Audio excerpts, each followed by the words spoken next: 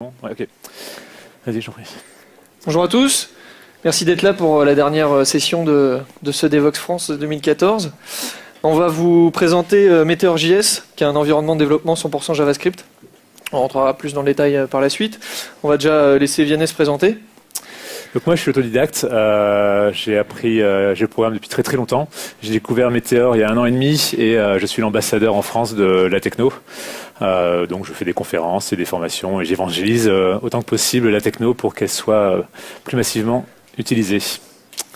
Donc moi c'est Pascal Richier, j'ai été architecte logiciel pendant 5 ans au ministère des Affaires étrangères. Et en sortant de là, j'ai créé une entreprise de chronométrage de course automoto. C'était la première activité et en ce moment on a une activité qui se développe pas mal. On fait de l'informatisation des processus de course de sport automoto. Donc on travaille avec Tag Heuer qui fabrique de jolies montres.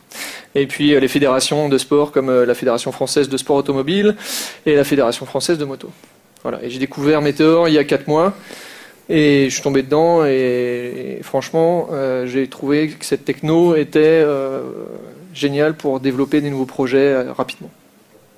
Donc avant de commencer, peut-être dans la salle, qui connaît Meteor, qui a déjà entendu parler, ok, la moitié, et qui a déjà développé, ne serait-ce qu'un tutoriel ou quelque chose?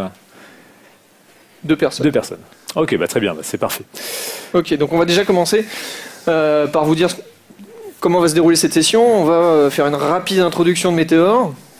Et puis on va passer à un sujet qui est un petit peu plus intéressant. On va vous montrer comment développer une application.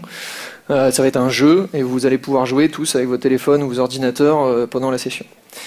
Donc Meteor, qu'est-ce que c'est? Meteor, c'est né début 2012. Le Meteor Development Group est composé de personnes qui ont vraiment l'habitude de développer des applications sociales. C'est des gens qui viennent du MIT, qui ont travaillé sur Asana, Etherpad, Google Waves, Google App Engine, donc des gens qui ont un vrai bagage, une expérience.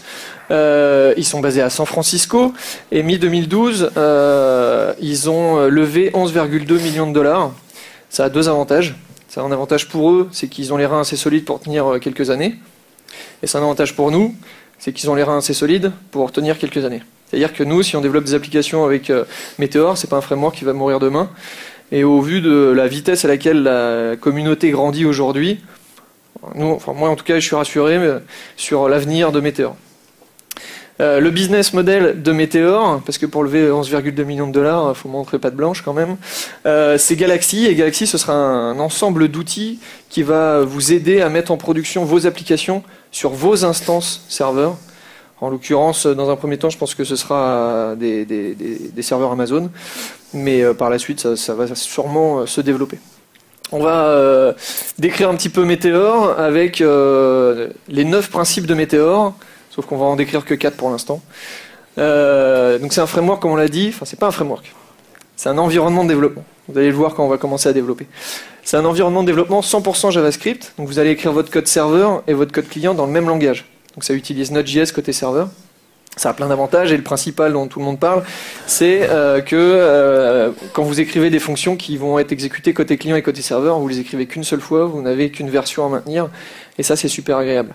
Et pour les gens qui n'ont jamais vraiment développé avec du JavaScript, ce qui était mon cas il y a 4 mois, et j'avais vraiment un a priori sur le JavaScript, comme pas mal de monde, c'est pas tant un langage de scripting pourri. C'est vraiment un langage qui permet de faire des choses. Le Live Page Update. Vous allez faire votre site web, vous allez afficher des choses sur votre page, et pour les afficher, vous allez faire des requêtes à la base de données, autres. Et si ces données sont mises à jour sur le serveur, ces données sont automatiquement mises à jour sur votre affichage, sans que vous ayez à faire de vérification ou autre. Les données sont dites réactives, elles se mettent à jour. Donc, par exemple, si vous avez une fonction, un site avec des statistiques qui s'affichent, les statistiques sont mises à jour automatiquement. La compensation de latence. Aujourd'hui, quand on est sur un site web, on veut que ça marche tout de suite. On veut que quand ça clique, le changement d'affichage soit fait tout de suite. Et c'est comme ça que l'entend le Meteor. Quand l'utilisateur va faire une action sur le site, la conséquence de son action va se réaliser tout de suite sur son affichage. Et en parallèle, il y aura une demande au serveur lui indiquant les modifications à réaliser sur la base de données ou autre. Et si ça foire, le serveur va l'indiquer côté client et il y aura un rollback de l'affichage, mais ça permet vraiment à votre utilisateur d'avoir un site web qui réagit tout de suite. Et le dernier point qu'on aborde, c'est il n'y a personne qui a envie de réinventer la roue. Et donc il y a un système de smart package. Aujourd'hui, il y a 1207 paquets dans les paquets Meteor disponibles. Et il faut savoir que on peut utiliser les paquets aussi NPM. On peut encapsuler les paquets NPM pour les faire devenir des paquets Meteor, donc des paquets qui peuvent être utilisés côté client, côté serveur ou les deux. Voilà, donc maintenant on va passer au live coding et je vais laisser Vianney créer son application. Ok, alors pour commencer, l'installation de Meteor se fait en une seule ligne. C'est la puissance du système qui est disponible sur le site web. Alors évidemment, c'est déjà installé chez moi, mais en gros, on fait un curl qui va récupérer un script qui va installer absolument tout ce qu'il faut pour pouvoir travailler en local sur sa machine. Donc là, c'est déjà installé, donc ça fait rien. Mais ça va télécharger à la fois le framework, la plateforme Meteor, mais aussi toutes ses dépendances pour que ça fonctionne. Donc il va installer Node.js pour la partie serveur, il va installer MongoDB, et toutes les libs nécessaires à bien fonctionner. Donc une fois qu'on a installé, on a une ligne de commande qui s'appelle Meteor, qui permet de finalement créer des applications et d'interagir avec les plateformes. Donc dans notre cas, on va créer une application qui va s'appeler Tap. On rentre dedans, on exécute Meteor dedans, et on se retrouve avec un environnement qui fonctionne. Donc on voit que ça lance un proxy, ça initialise MongoDB avec une table vide, et ça démarre l'application. Donc ensuite, il suffit d'aller sur le browser sur localhost 3000 et on se retrouve avec une version basique de Meteor avec un CSS, un HTML et un JS par défaut. Donc comment on veut faire un jeu? Très simple évidemment. La première étape, c'est pour expliquer, grosso modo, ça sera un jeu de clics. Donc vous allez cliquer le plus possible sur votre téléphone. Donc il faut stocker les clics. Donc pour ça, logiquement, il faut une base de données. En l'occurrence, c'est Mongo. Et pour ça, on va créer une collection. Donc quand on crée une collection, ça va créer une collection dans MongoDB, donc côté serveur. Ça va aussi créer une collection côté client, JavaScript. Dans votre navigateur, il va y avoir un mini Mongo, c'est une base MongoDB, mais un petit peu simplifiée, et qui va servir de cache à toutes les données que vous allez utiliser dans votre application cliente. Donc on voit qu'on a créé dans notre code, pour l'instant on a la collection qui vient d'être créée et on a des parties de code avec des conditions, et ces parties de code vont correspondre au code de la partie cliente de notre application et le code de notre partie serveur. Et à côté de ça, donc il y a un point HTML qui va contenir des templates. Donc par défaut, il y a une template Hello, mais moi je vais plutôt l'appeler Taps. Et dedans, finalement, on peut développer du HTML, ou alors il y a un système de templates basé sur... Donc voilà, le système de template est basé sur Handlebar, mais ils l'ont modifié, donc maintenant c'est plus vraiment 100% Handlebar. Et donc nous, dans notre template Taps, on va créer une surface, une div, qui va prendre toute la place de notre page web, et qui va nous permettre de catcher vos clics. Donc on met un peu de CSS pour que la div prenne toute la place. Et on va ensuite gérer le cas particulier des téléphones mobiles. Sur un téléphone mobile, quand vous double-cliquez sur une page, ça va zoomer. Donc pour pouvoir gérer ces cas particuliers et vous permettre de compter vraiment 2 clics quand vous cliquez 2 fois et pas un zoom, on va fixer le zoom de la page. Et on va utiliser un petit script JavaScript qui permet justement de gérer le double-clic sur les téléphones mobiles. Et ce script-là, nous, on ne l'a pas écrit, on l'a récupéré sur GitHub. Et on a juste à le copier dans notre application et il sera envoyé au client. Et ça, on verra sur la partie bundle, je rentrerai un petit peu plus dans le détail. Donc là, on a donc j'ai créé ma zone, mon div qui prend tout l'écran, évidemment il est transparent. Maintenant, il faut catcher les events. Donc pour ça, il y a pareil, un système d'events intégré au template. Donc voilà, on va catcher les événements qui sont liés au template qu'on a écrit. Donc dans Meteor, dans la partie cliente, puisque ça n'appartient qu'à la partie cliente, on va catcher les clics et les double-clics sur la div qu'on a créée. Et on va réaliser une action en fonction à chaque clic. Donc là, en l'occurrence, on va juste écrire dans la console un clic. Et vous voyez que l'environnement développement fait que vous écrivez votre code, vous sauvez votre fichier, la page dans laquelle vous testez votre application, elle se rafraîchit toute seule, vous n'avez pas de F5 à faire. Alors, bon, c'est sûr que c'est pas très coûteux de faire un F5, hein, mais... Donc dès que vous sauvez votre fichier, c'est mis à jour, c'est rafraîchi dans votre navigateur. Donc maintenant, j'ai appelé une petite fonction qui s'appelle call, qui permet d'exécuter des fonctions sur le serveur. Donc c'est les méthodes. C'est un peu comme les RPC pour ceux qui connaissent. Donc là, sur le client, je lui dis, si jamais on clique, appelle la fonction tap. Et maintenant, on va définir la méthode tap. Alors, on appelle depuis notre code client la méthode tap et on la déclare dans une partie commune. Vous voyez, on n'est pas dans les conditions serveur, client ou serveur. On la déclare d'une manière dans un endroit commun parce qu'elle sera simulée côté client pour gérer la compensation de latence. Mais ce code sera vraiment effectif côté serveur. Sera exécuté côté serveur. Donc on voit. Ce qui est intéressant de voir là, c'est que donc là, je suis en train de taper du code qui est finalement du MongoDB. Donc je tape sur la collection taps et je lui demande de faire un find one avec l'ID qui est 0 juste au-dessus. Et la requête va s'exécuter sur le client dans le mini Mongo et sur le serveur dans la vraie table Mongo. Et dessus, par exemple, donc là c'est vraiment du code qui est très basique. Donc s'il a trouvé l'élément, dans ce cas-là, on va updater le document qui se nomme ID et on va incrémenter le compteur tap de 1. Donc pour ceux qui ne connaissent pas, c'est MongoDB, donc c'est la syntaxe un peu à la JSON. Voilà, c'est vrai. Dans les collections MongoDB, on stocke des objets JSON, donc c'est les mêmes objets qu'en JavaScript. Voilà, et si l'objet existe, si le document n'existe pas, dans ce cas-là, on en insère un dans la table. Et donc si je ne me suis pas trompé, si je clique maintenant, la fonction est appelée. Et si on regarde dans la collection, donc ça c'est l'avantage justement d'avoir la base de données de côté, c'est que je peux exécuter dans mon browser, dans la console de browser, des objets sur la collection, et par exemple faire un find one et je vois ce qu'il y a dans la collection. Donc on voit qu'il y a un objet dedans avec ID 0, ce qui est normal, et tab 4. Et si je clique dessus, je raffiche l'objet, et maintenant il vaut 10. Et c'est stocké de façon persistante sur le serveur. Je peux quitter, je peux revenir, c'est vraiment inséré dans la base de données de façon permanente. Voilà, la base mini Mongo, c'est vraiment juste de cache et à permettre d'avoir vraiment une interface réactive. Donc maintenant on va afficher la collection, parce que c'est sympa de le faire dans la console, mais ce serait mieux de l'avoir en vrai. Et donc pour ça, on va boucler sur tous les éléments de notre collection TAPS. En l'occurrence, pour l'instant, il n'y a qu'un élément dans notre collection, mais par la suite, il y en aura plusieurs, puisque vous aurez chacun votre compte. Donc on va boucler sur tous les éléments de notre collection, et on va afficher le nombre de tapes qui a été réalisé sur ce compte-là. Donc pour ça, le each prend une variable, taps, qu'on définit dans le JS, grâce au système de template, où grosso modo, on dit dans la template types, la variable taps, ça contient tout. Donc en fait, c'est un find sur la collection. Voilà, donc ça s'appelle un helper dans le langage Meteor ou dans le langage Handlebar.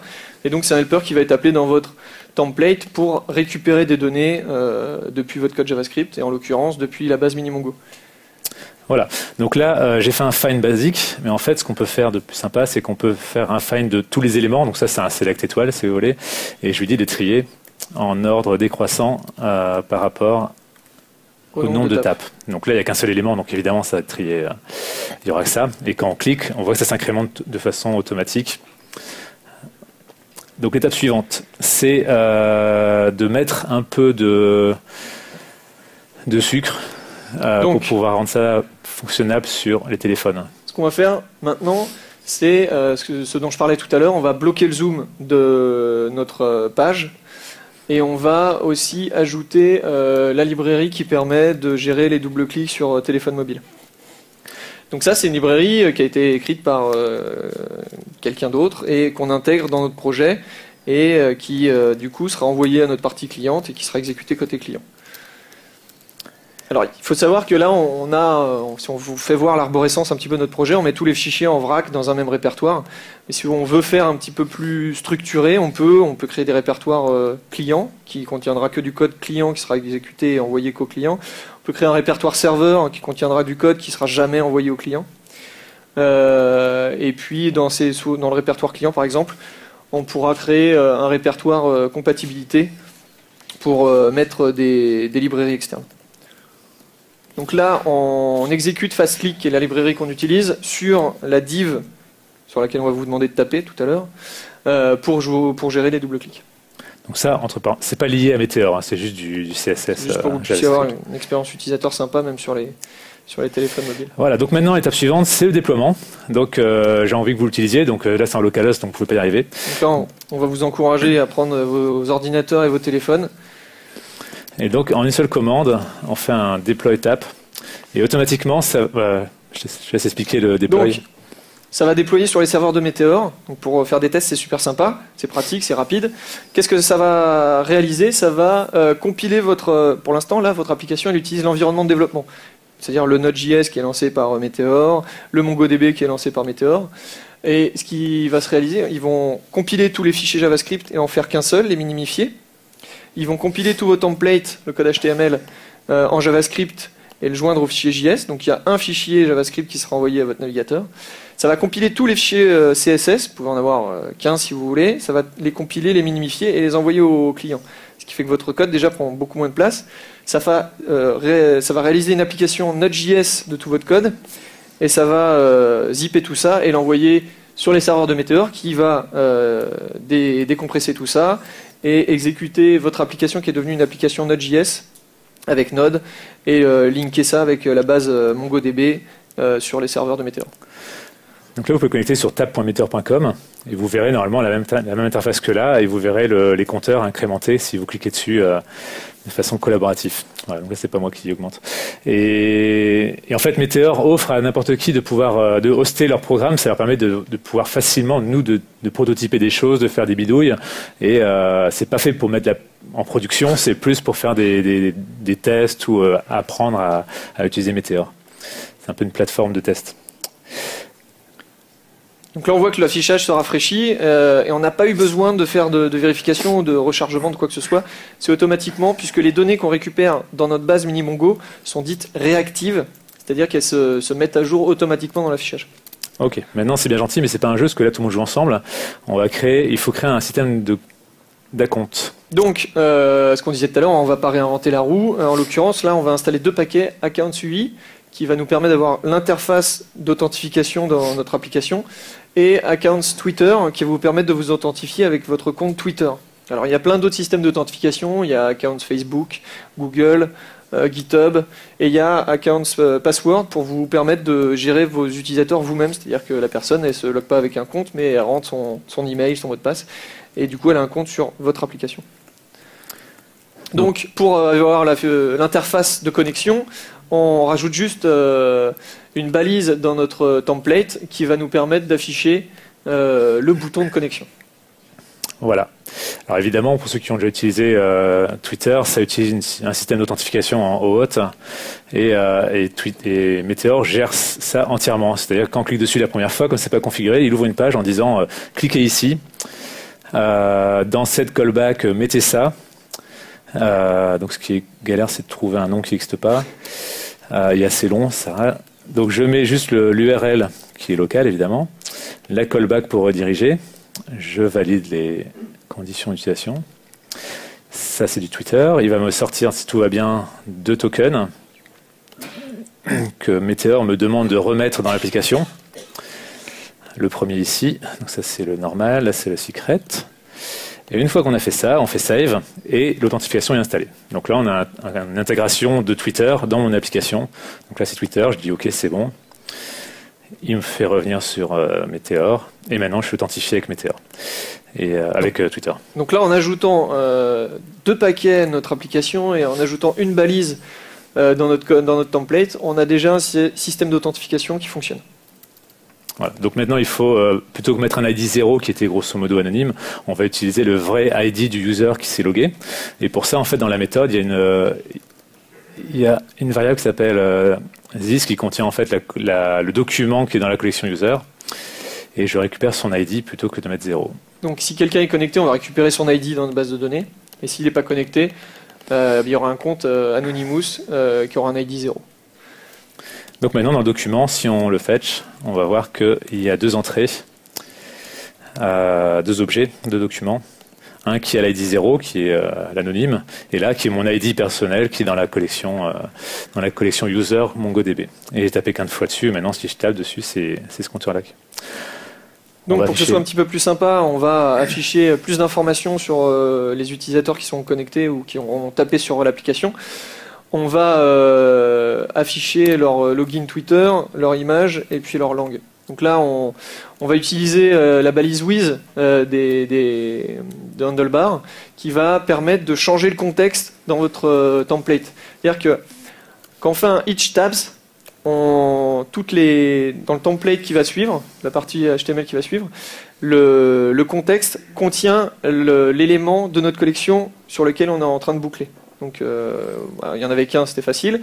Et là, avec le with, on va appeler une méthode, un helper, que Vianney va écrire par la suite, et c'est ce que renvoie ce helper qui va devenir le contexte. Et donc ce que renvoie ce helper va être un objet avec 3 attributs, le nom de l'utilisateur, sa langue et son image. Donc, qu'est-ce qu'on pourra rajouter un petit peu sur les templates? Les templates, ça vous permet vraiment de factoriser votre code.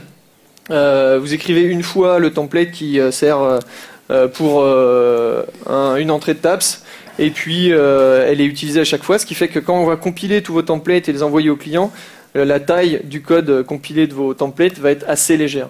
Donc là, on voit Vianney qui crée donc le helper qui est lié au template TAPS et qui s'appelle user et qui va retourner les informations de l'utilisateur. Donc là, il fait quelques tests. Alors déjà, on va essayer de récupérer donc Meteor.users, c'est la fameuse collection qui a été créée par magie par Account UI qui va contenir tous les users. Et je vais juste chercher, est-ce que tu trouves un élément qui a comme ID this.id et si oui, c'est super, on va vérifier qu'il y ait bien un champ services qui est automatiquement rempli par le système d'authentification de Meteor. Et dans services, il y a un truc qui s'appelle Twitter. Donc il y en a un par type d'authentification. Et si on a bien ça, dans ce cas-là, on peut retourner les informations de Twitter qui contiendra le nom, la langue, etc.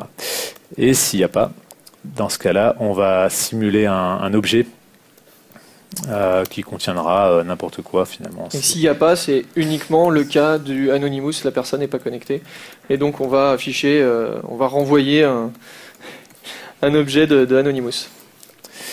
Et une image de profil, il n'y aura pas d'image, c'est pas grave. Il n'y a pas d'image. Alors testons ça.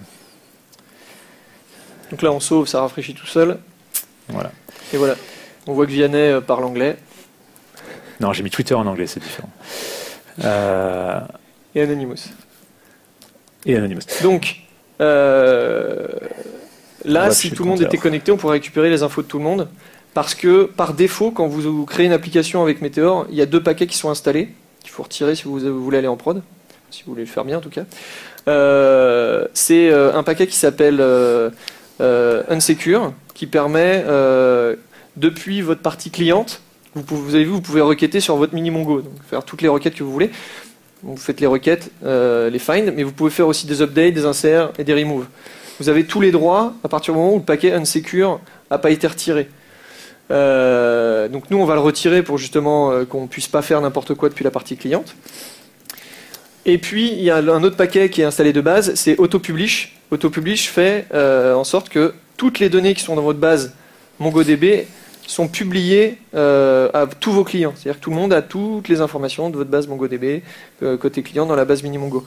Donc en production, je vous laisse imaginer le désastre. Donc on retire tout ça, mais ça a une conséquence. Il va falloir publier nous-mêmes les données que l'on veut laisser, auxquelles on veut donner l'accès à tous nos clients. Donc là, typiquement, on voit maintenant qu'on voit plus les nombres de clics ni les users, tout simplement parce que justement, le serveur n'envoie plus les infos. Donc on va commencer à mettre du code dans le serveur. C'est juste un système de publish où on met un nom quelconque et on associe des objets Mongo. Donc là, typiquement, on lui dit si tu t'inscris à TAPS, tu obtiendras tous les users de la collection, toutes les entrées de TAPS. Et de l'autre côté, sur le client, ici par exemple, il y a juste à faire un subscribe de TAPS. Donc je sauve. Et là, normalement, on devrait revoir les entrées de TAPS. Voilà. Sauf qu'on n'a pas publié les informations des utilisateurs et du coup, on a pu boucler sur les éléments de notre collection TAPS, mais on n'a pas pu récupérer les informations de chaque utilisateur. Donc on va publier maintenant les informations des utilisateurs, sauf que pour TAPS, on pouvait publier toutes les informations, c'était pas très gênant, donc on faisait un find et on envoyait toutes les infos. Par contre, pour les utilisateurs, on va être un petit peu plus restrictif et on va préciser quel champ on veut bien envoyer au client. Et en l'occurrence, on va renvoyer que les informations liées au service Twitter pour pouvoir récupérer le nom de l'utilisateur, sa langue et son image.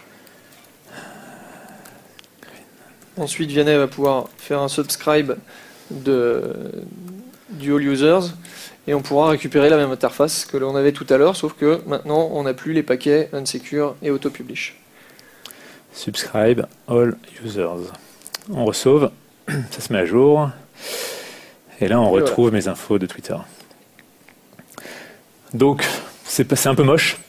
Évidemment, une des étapes, c'est de faire une application un peu plus sympa visuellement. Évidemment, ça n'a rien à voir avec Meteor. On sait très bien qu'une application qui fonctionne, qui a du succès, c'est 60% de design et 40% de fonctionnalité. Donc, nous, on a utilisé un template qu'on a trouvé sur Internet. Hein, on ne l'a pas écrit nous-mêmes. C'est d'ailleurs un Français qui l'a créé, je ne savais pas quand je l'ai trouvé, donc c'est Thibaut. Et donc on va rendre l'application un petit peu plus sexy. Et ensuite on va la publier sur Meteor, avec la ligne de commande qu'on a vue tout à l'heure. Et vous allez pouvoir l'utiliser, et on vous encourage à vous loguer sur l'application et à l'utiliser, parce que la personne qui va réaliser le plus de clics aujourd'hui va remporter un livre numérique qui s'appelle Discover Meteor, qui est la référence aujourd'hui pour apprendre à développer avec Meteor, et qui a été écrit par un Français, Sacha Krief, avec Tom Coleman, qui sont deux vraiment têtes importantes, des gens qui sont très connus dans la communauté Meteor. Et c'est un livre dynamique, c'est-à-dire qu'il y a un site web et vous avez vraiment une interface dynamique pour apprendre à développer Meteor, et puis il y a aussi une partie PDF si vous voulez lire dans le train, il n'y a pas de souci. Donc voilà, la personne qui va cliquer le plus ce soir remportera ce livre. Sans tricher. Voilà, si on voit qu'il y a des gens qui trichent. Parce qu'on peut tricher, hein, on n'a pas pu limiter les gens qui vont faire des petits scripts JavaScript dans le navigateur pour simuler des clics. Et puis pour les deuxième et troisième, on offrira des t-shirts Devoxx.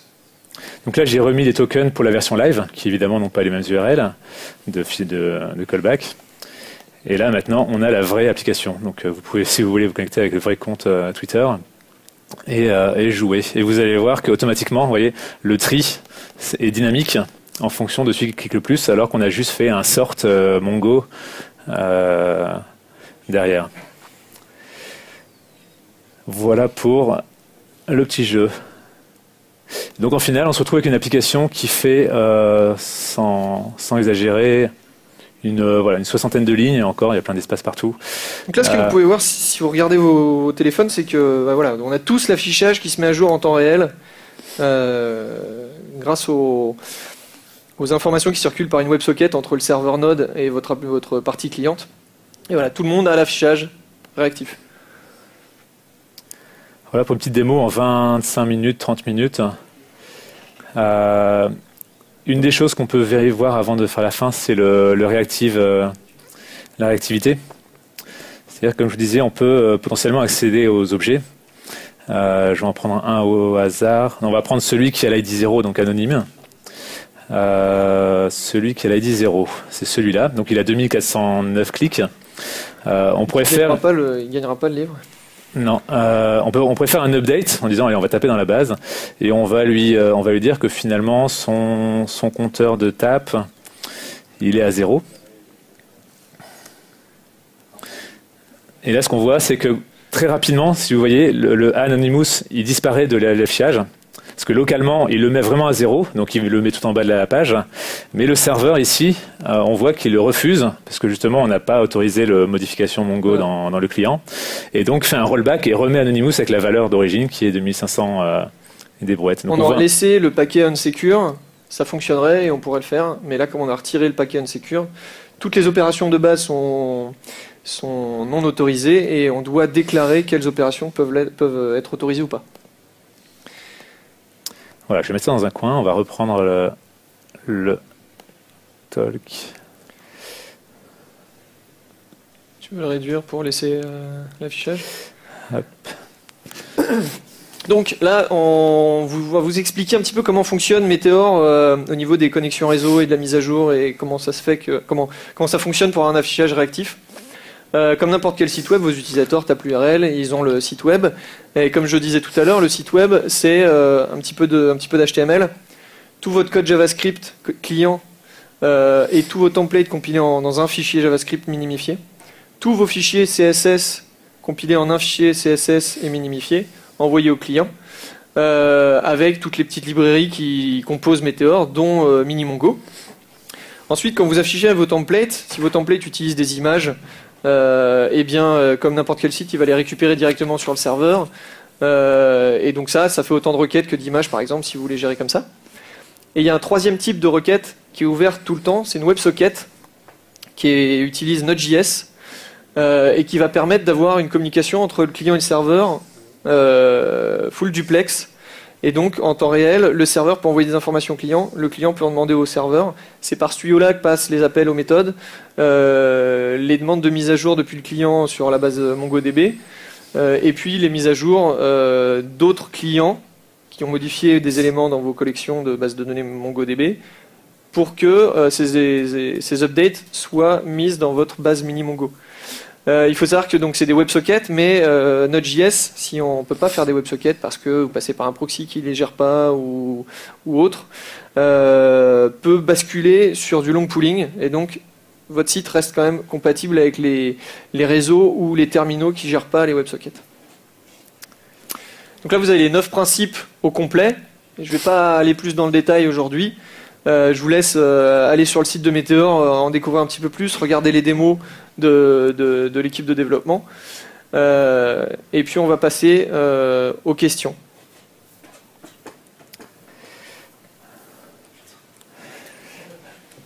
Oui, allez. Devant. Sur le Kickstart, le premier fichier où vous aviez un if client, if serveur, il y a moyen quand même d'avoir quelque chose de plus clean, vraiment. Oui. Alors ce if qui est en plein milieu. C'est ce qu'on disait tout à l'heure. En fait, tu peux créer un répertoire client à la racine de ton projet, ouais. Et dedans, le code sera forcément que envoyé au client. T'as plus besoin de if. Ouais, mais la partie commune alors, là où la partie commune, tu la mets dans un répertoire, soit à la racine, soit tu peux aussi avoir un répertoire qui s'appelle collection, qui est aussi commun. Et donc, en fait, en fonction des répertoires que tu vas utiliser, ça va être du code, si c'est dans le répertoire client, que du code client. Si c'est le répertoire serveur, que du code qui sera exécuté serveur et jamais envoyé au client. Et donc, tu peux t'organiser comme ça. Contrairement. La partie testing, elle est où exactement? Alors, la partie testing, c'est nous, dans notre démo, on ne fait pas de test, mais il y a des librairies qui te permettent de tester ton application Meteor. Mais on ne rentre pas dans le détail aujourd'hui là-dessus. Mais en fait, pour tester, c'est comme n'importe quelle application. En fait, Meteor n'a pas de choses plus complexes qu'une autre application. Tu peux utiliser PhantomJS, tu peux utiliser tout plein de techniques que tu utilisais avant pour tester tes sites web. C'est compatible. Le premier appel, c'est du server-side rendering? Non. Alors, tu peux, mais de base, Meteor, non. Il envoie tout au client et le client fait le rendu lui-même. Seulement, il y a des gens qui sont aperçus que dans certains cas, c'était pas très pratique. Et sur des listes très très longues, par exemple, c'était pas performant. Et donc, il y a des modules, il y a un paquet qui permet de faire justement du rendering côté serveur pour envoyer le premier rendu, déjà rendu, tout fait au client. Donc, tu peux le faire, mais il faut installer un paquet pour ça. Okay. Parce que moi, ma problématique, c'est sur le SEO, typiquement. Sur le SEO. Il y a un package. Il y a un de ne pas s'amuser à avoir toute la ferme PhantomJS, génération des snapshots des écrans, qui prend énormément de temps, énormément de ressources, et qui est aujourd'hui le problème principal des SPA, quoi. Ok, en tout cas, le premier rendu, tu peux le faire avec un paquet comme ça. Et je sais que dans la roadmap, il est prévu de pouvoir gérer des rendus côté serveur. Mais pour la 1.0, je ne crois pas que ce sera géré. L'objectif principal de Meteor, c'est de développer des applications, ce qu'on appelle lourdes, genre Gmail ou ce genre de choses, qui n'ont pas forcément un besoin SEO, parce que c'est pas le site web visible au public, c'est l'application lourde qu'on charge quand c'est logué dessus, quoi. Donc le SEO n'a pas été mis en avant dès le début. Il y a un package qui s'appelle Spiderable qui utilise les comment s'appelle comme toutes les applications JavaScript, comment ça s'appelle bref, qui permet finalement les moteurs de recherche font une indexation. Ouais. Non, il faut une requête avec un hashtag spécial qui permet de récupérer la page. Ça, justement, ça, je veux pas. Quoi. Voilà, bon, en tout cas, il y a ça pour l'instant. Et il y a des packages prévus pour faire des choses plus puissantes, mais c'est pas aujourd'hui dans la V1, qui est prévu dans 2 mois. Donc c'est prévu, mais un peu plus tard, parce que c'est pas l'objectif, c'est pas de faire des sites statiques vraiment, parce que pour ça, il y a plein d'autres outils qui peuvent le faire. C'est statique, simplement que le premier chargement, je veux pas qu'il soit asynchrone. C'est pour l'application. Typiquement sur Gmail, c'est pas indexé par exemple. La page Gmail, quand tu t'arrives sur ta mailbox, Ah, c'est pas indexé. Donc c'est pour faire des applications de ce type-là, type Asana, Trello. Et dans ce cas-là, le SEO n'a pas le même impact. C'est pas forcément ce qu'on cherche au départ. Et deuxième question, en termes de packaging d'applications, j'ai l'impression que c'est tout fait par Meteor. Alors, là, on a montré comment on fait une application, on la met en prod sur les serveurs de Meteor, c'est génial. Moi, je suis un petit peu control freak et j'aime pas trop mettre mes applications sur des serveurs que je contrôle pas. Donc, tu as une commande qui s'appelle bundle, qui fait un bundle de ton application, exactement comme ce qui est utilisé pour le deploy. Sauf que ça bundle ton application, ça en fait une application Node.js, pareil. Et c'est ton jar, et tu vas le mettre sur ton serveur. Tu vas l'exécuter avec ton Node, ton MongoDB, et donc tu peux faire vraiment ton environnement d'exécution. D'accord. Et l'intégration de Require.js, par exemple, dans ce genre d'application? Alors, je crois qu'il y a des modules, il y a des paquets pour utiliser Angular. Personnellement, j'ai pas testé, donc je pourrais pas en parler beaucoup plus. Mais donc là, Vianney est sur Atmosphere, qui est le site qui liste tous les paquets disponibles. Et donc voilà, on voit qu'il y a déjà des gens qui ont réalisé des paquets pour utiliser Angular avec Meteor, pardon. Je parlais de Require.js, mais pas Require.js. Ah, Require. Un AMD loader.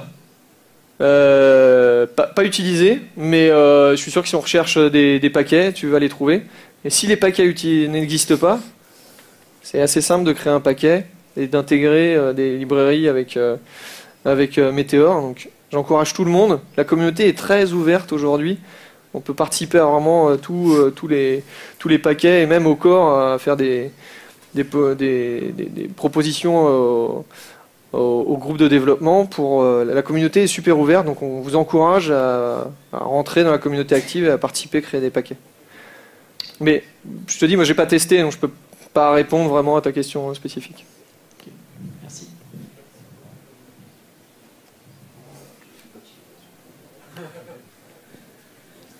La petite appli qu'on a là, ça fait combien de JavaScript?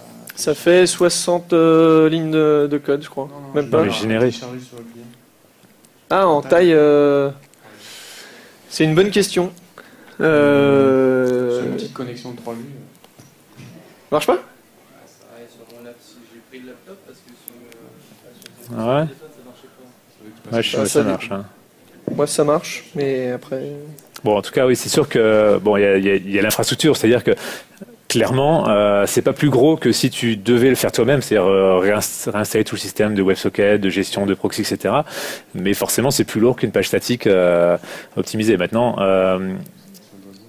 le Meteor Core, moi, les gens qui bossent sur Meteor travaillent sur l'optimisation pour minimiser au maximum l'impact de taille. Typiquement, dans le système de package qu'ils sont en train d'écrire en ce moment, là, pour sortir la prochaine version, ils ont justement réfléchi à des systèmes qui permettaient de limiter justement le nombre de fichiers de JavaScript qu'il faut générer dans le truc. Mais oui, c'est relativement gros, mais c'est one shot, quoi. Et c'est caché. Alors, je sais pas si on sait voir la taille facilement.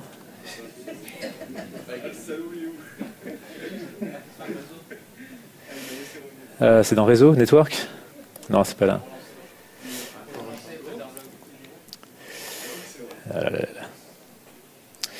Alors. Filtré? Ici, JS, j'ai jamais fait un script. 350K. Et 350K de JS, a priori, c'est ça? Et pour la gestion de version côté client, enfin s'il y a une... Alors, il y a avec Meteor, il y a ce qui s'appelle le hot code push. C'est-à-dire que vous avez votre application, elle est en production, vous avez des utilisateurs qui sont connectés dessus, et vous allez vouloir mettre en production une nouvelle version. Vos utilisateurs vont pas être déconnectés. Ils vont recevoir la mise à jour du code JavaScript, et leur version de JavaScript, enfin leur version de votre code va être mise à jour sans qu'ils soient déconnectés, sans que leur affichage, si c'est possible, soit impacté. C'est-à-dire si quelqu'un est en train de rédiger un mail, si c'est possible avec la modification de code que vous avez réalisée, de ne pas lui couper le mail qu'il est en train de rédiger, ce sera fait, et donc ça s'appelle le hot code push, et c'est vraiment agréable pour pouvoir mettre en production n'importe quand une nouvelle version de votre application. Oui. Sur les 12 millions d'euros de dollars qui ont été levés, est-ce qu'il y a des sponsors particuliers qui se sont démarqués là-dedans En fait, c'est une levée de fonds qui a été faite comme toutes les startups qui lèvent des fonds, donc c'est des VC. C'est vraiment pas, c'est pas du sponsoring comme on peut y avoir sur des projets open source. C'est vraiment une startup qui a été incubée chez Y Combinator, qui a monté ce projet-là et qui a levé de l'argent comme n'importe quelle startup par des fonds d'investissement. Donc et qui espère faire une plus-value évidemment comme tout. Je veux dire, il n'y a pas de grands noms parmi les investisseurs, en fait, il n'y a pas de grands noms connus. Si, ils sont un peu connus quand même. Je ne connais pas par cœur parce que je ne suis pas dans le monde des investisseurs. Mais Meteor, on va trouver ça assez rapidement. Non, on va pas trouver ça rapidement. Meteor.com. C'est tous les grands fonds d'investissement californiens principalement, je crois, qui sont dedans.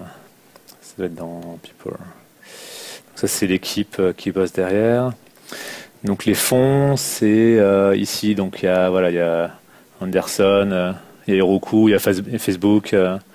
Ouais, voilà, je vous laisse voir les noms si vous arrivez à lire. Ensuite, sur est-ce qu'il y a des IDE particuliers qui ont déjà été développés Il y a deux startups en ce moment qui sont incubées chez Y Combinator qui ont fait des projets qui sont faits en Meteor. Atmosphère est fait en Meteor, évidemment. Et après, il n'y a pas de projet hyper connu qui a levé, je sais pas, 10 millions ou qui sont sortis encore aujourd'hui, puisque c'est récent. Voilà, la version 1 n'est pas encore là. La version 1.0 n'est pas sortie, mais il y a quand même des projets d'envergure qui se lancent alors que la version 1.0 n'est pas sortie.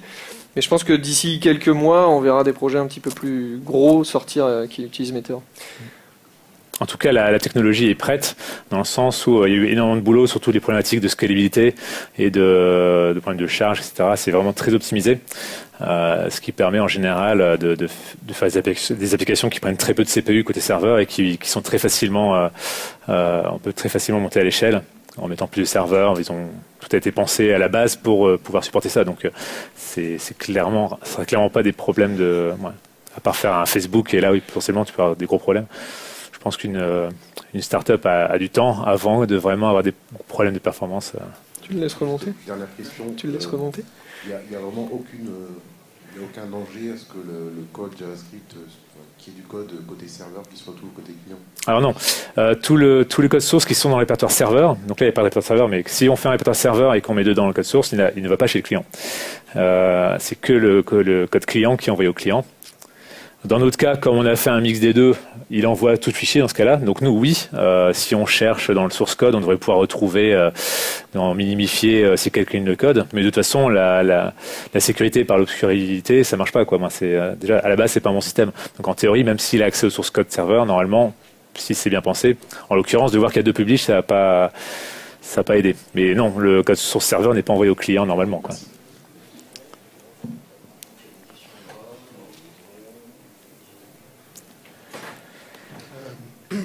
Pourquoi avoir débrayé la sécurité par défaut?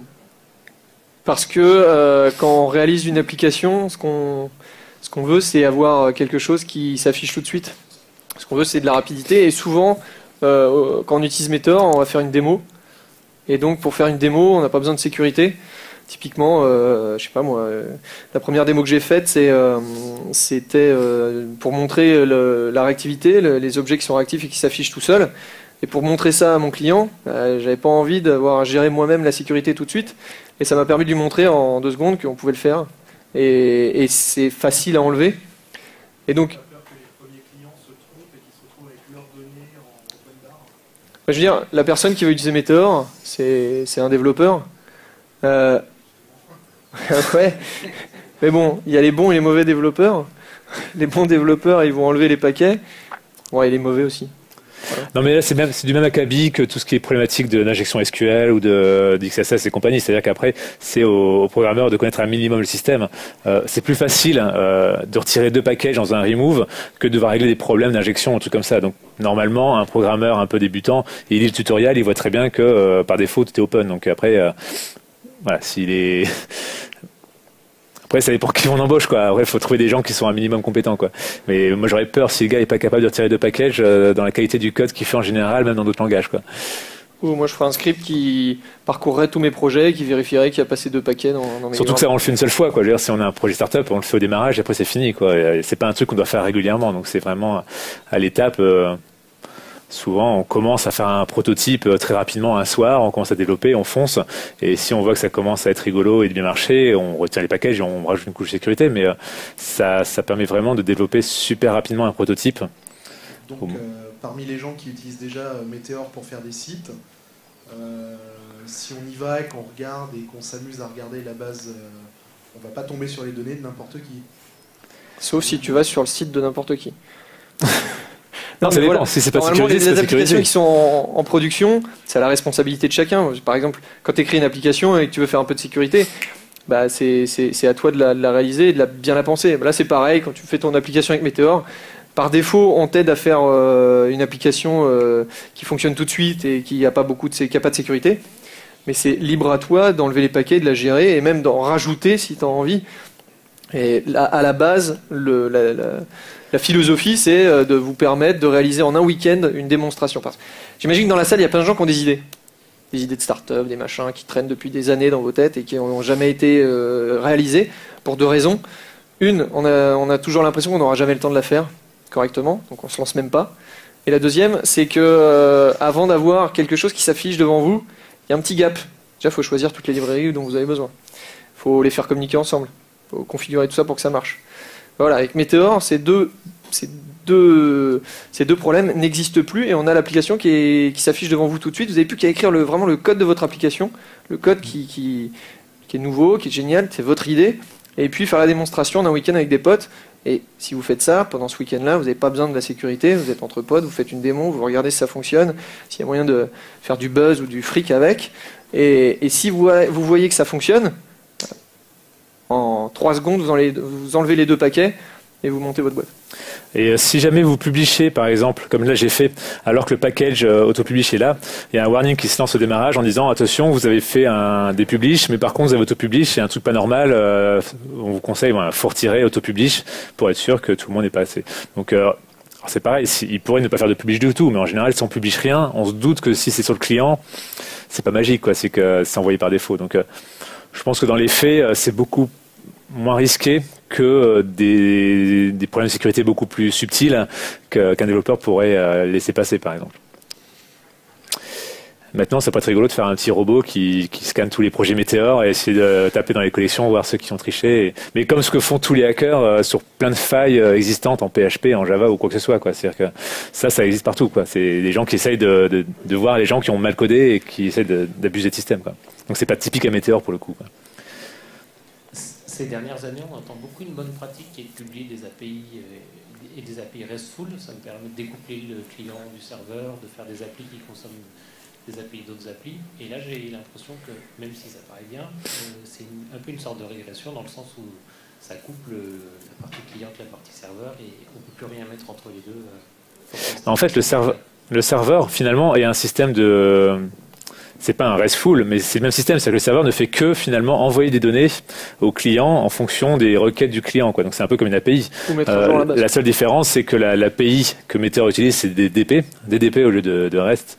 Mais derrière, il y a des packages comme Iron Router qui permet de créer très rapidement, très facilement des API, des routes où on dit sur le serveur, grosso modo, si on fait route /API/get, derrière, on met une fonction qui va lui dire envoie-lui ce que tu veux en JSON. Tel template dans telle partie de la page HTML. On lui file le code, on lui file une string, et finalement ça fait l'équivalent d'un API. Donc, pour l'instant c'est bas niveau, mais c'est pareil, rien n'empêche à la communauté de refaire des packages qui généreraient des API automatiquement ou de façon beaucoup plus facile que ça, quoi. Mais pour moi, c'est pas incompatible avec le fait de faire des API. Et pour moi, c'est vraiment une avancée parce que quand on développe avec Meteor, on se rend compte qu'on arrive à déplacer pas mal de tâches qu'on réalisait avant sur le serveur sur le client. J'utilise une librairie pour générer du PDF côté client. Je ne m'amuse plus à générer mon PDF côté serveur. Le serveur, il envoie les données et c'est le client qui se dépatouille pour en faire un fichier Excel, un fichier PDF ou autre. Et du coup, le serveur, il se la coule douce. En tout cas, statistiquement sur mes serveurs, le serveur il se la coule douce et c'est plutôt côté client, côté navigateur que toute l'action, tout le métier est réalisé.